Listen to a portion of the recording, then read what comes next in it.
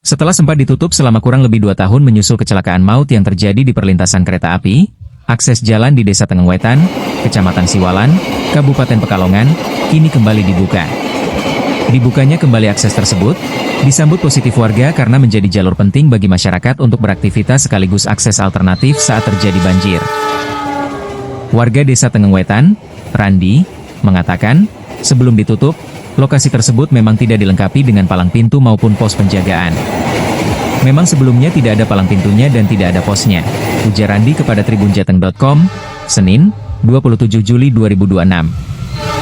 Menurut Randi, penutupan akses dilakukan setelah terjadi kecelakaan tragis pada 29 Desember 2023. Dalam kejadian tersebut, seorang ibu bersama 2 anaknya tertabrak kereta api.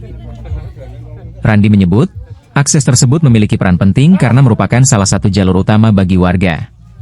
Selain itu, keberadaan akses tersebut juga menjadi alternatif yang sangat dibutuhkan ketika sejumlah wilayah dilanda banjir.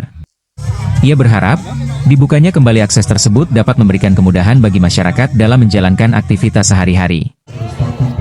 Sementara itu, PLT Bupati Pekalongan Sukirman mengatakan, jalur perlintasan langsung tersebut menjadi satu-satunya jalur yang menghubungkan warga Tengengwetan dengan wilayah kecamatan lain, termasuk Kecamatan Seragi dan sejumlah wilayah lainnya.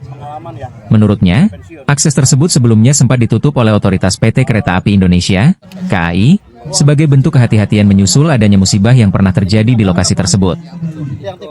Namun, setelah dilakukan musyawarah bersama, akses tersebut akhirnya kembali dibuka dengan sejumlah persyaratan. Salah satunya adalah memastikan, infrastruktur pendukung di sekitar perlintasan dalam kondisi memadai.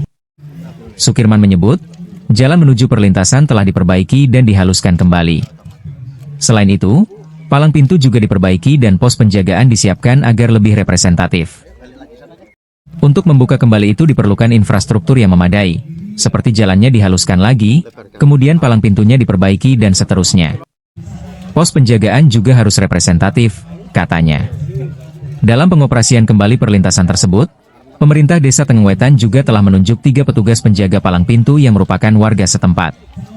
Mereka bertugas, memastikan keamanan perlintasan dan membantu mengatur mobilitas warga yang melintas. Tak hanya sarana dan prasarana, keberadaan petugas penjaga palang pintu juga menjadi perhatian Pemkab Pekalongan. Sukirman mengatakan, pemerintah akan memikirkan skema honorarium atau insentif bagi para petugas agar mereka memiliki tanggung jawab dan dukungan yang lebih baik dalam menjalankan tugas. Pintunya dan ada posnya. Oh, ada kejadian tadi itu ibu-ibu bawa anaknya 2 tertabrak kereta. Pada tanggalnya itu 29 Desember 2025. Dia ditutup dari pihak PJKA untuk sementara waktu. Kebanyakan berarti untuk Desa Tengengwetan dan masyarakat sekitar. Ini kan akses jalan utama, jadi ya sangat menguntungkan lah untuk warga Tengengwetan dan sekitarnya. Jadi ini kan jalur akses alternatif di desa sini kalau ada kebanjiran atau apa segala macam. Jadi ini jalur paling alternatif paling bagus lah di sini lah.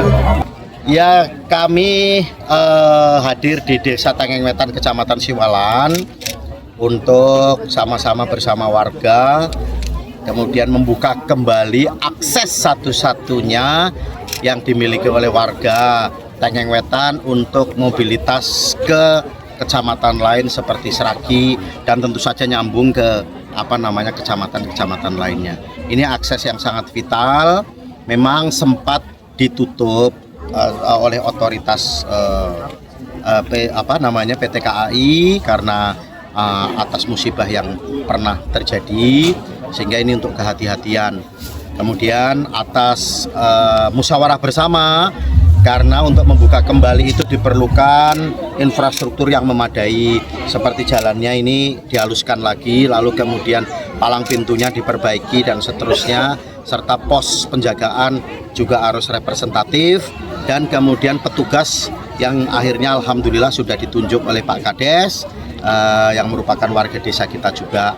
Nah, tinggal ke depan pemerintah Kabupaten Pekalongan memiliki tugas yang pertama adalah untuk melengkapi sarana prasarana. Apa itu? Misalnya ya kalau misalnya bisa diusulkan ke PT KAI palang pintu yang otomatis, alhamdulillah. Terus yang selanjutnya adalah poskonya atau posnya ini bisa lebih representatif lagi. Lalu yang ketiga, kelengkapan lainnya alat komunikasi, dan yang selanjutnya adalah bagaimana memikirkan honorarium dari petugas penjaga palang pintu ini agar mereka tentu saja mempunyai tanggung jawab yang lebih, insentifnya juga.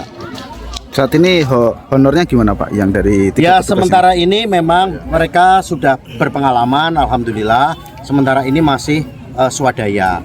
Kenapa pemerintah belum? Karena kemarin masih konsentrasi infrastruktur, lalu kemudian ada banyak penjaga palang pintu yang sementara ini menjadi tanggung jawab pemerintah Kabupaten Pekalongan yang akan kita pikirkan kemudian hari.